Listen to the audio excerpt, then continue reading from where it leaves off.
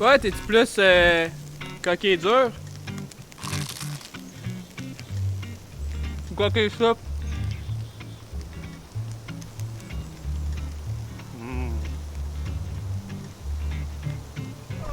Hola! ¿Qué tal?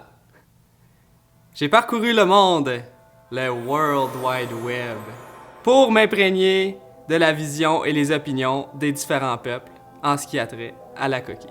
Je me trouve ici présent pour te présenter mes trouvailles puis t'aider à déchiffrer ce charabia.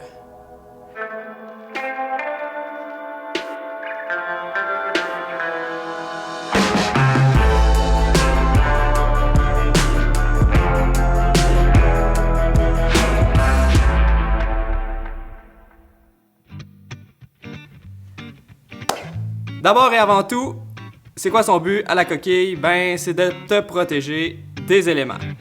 Puis ça, c'est toi qui décides c'est quoi. C'est soit la pluie, le vent, la neige, la grêle, les branches, la glace mouillée, la neige mouillée, peu importe, c'est toi qui choisis. Pour arriver à te protéger de ces 10 éléments, la coquille va sacrifier une propriété ou une autre. Fait que tu peux pas tout avoir. C'est un peu comme un triangle amoureux. Oh mon dieu, elle est si ultra light. Ah, mais celle-là, elle est tant plus durable. Laquelle choisir? Sorry, tu peux pas avoir les deux. C'est un ou l'autre. Donc, on classe les coquilles en deux grandes catégories qui sont pas vraiment pertinentes. Puis, en fait, il y en a comme 3. Ben, peut-être 4 même. Il y en a pas vraiment de catégories, c'est un peu mélangé, là, mais on va dire qu'il y en a 3 pour le principe de la capsule. Là. Fait que la première catégorie, c'est la plus commune. On la connaît souvent par aller chercher mon Gore-Tex. Donc, c'est les coquilles rigides. Les coquilles rigides, ils vont vraiment te protéger de toutes les intempéries. La pluie, la neige, le vent, la grêle, les volcans... Peut-être pas. Par contre, elle est respirante généralement, mais pas si respirante que ça. L'autre affaire, c'est qu'elle est quand même rigide. Donc, elle est pas super confortable, mais ça te donne vraiment un feeling d'avoir une armure sur le dos puis d'être à l'épreuve de tout. Comme j'ai dit plus tôt, les coquilles rigides sont un petit peu respirantes. Puis pour en arriver à ça, ils utilisent des technologies qui vont faire en sorte que une goutte d'eau peut pas traverser le tissu, mais de l'autre côté, la vapeur dégagée par le corps puisse traverser. On en arrive ainsi aux coquilles souples. Donc tu peux te douter que les coquilles souples sont souples. Ça, c'est le gros avantage. Fait qu'ils sont plus flexibles, sont plus confortables sur le corps, mais aussi, ils vont prioriser le confort à l'imperméabilité. Donc, ils vont pouvoir résister à de la neige, à de la neige mouillée, une petite pluie, mais vraiment pas autant que la coquille rigide.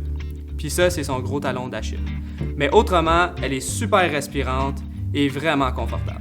C'est pour ça que, en hiver, les coquilles souples, surtout avec les technologies qui avancent, ils vont venir remplacer les coquilles rigides qui, honnêtement, sont pas vraiment à leur place en hiver.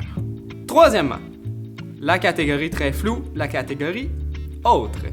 Les coquilles de cette catégorie-là, il y en a plusieurs qui sont un peu différentes, mais généralement, c'est composé de seulement un tissu, contrairement à la catégorie des coquilles rigides et des coquilles souples, que eux utilisent un sandwich de plusieurs épaisseurs. Les coquilles autres utilisent un seul tissu qui est tissé de manière très serrée, donc ça va être résistant aux intempéries, résistant à la neige, très très respirant et très très confortable. C'est aussi dans cette catégorie-là que va rentrer les coupe-vents ultra légers, les imperméables ultra légers et les ponchos, par exemple.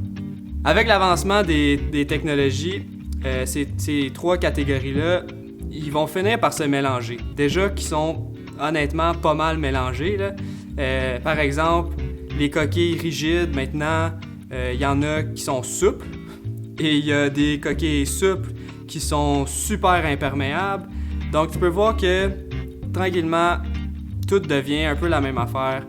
Puis peut-être qu'un jour, on va se ramasser avec une seule coquille ultime qui va tout faire. Mais je pense pas. Bonne journée. C'est ça.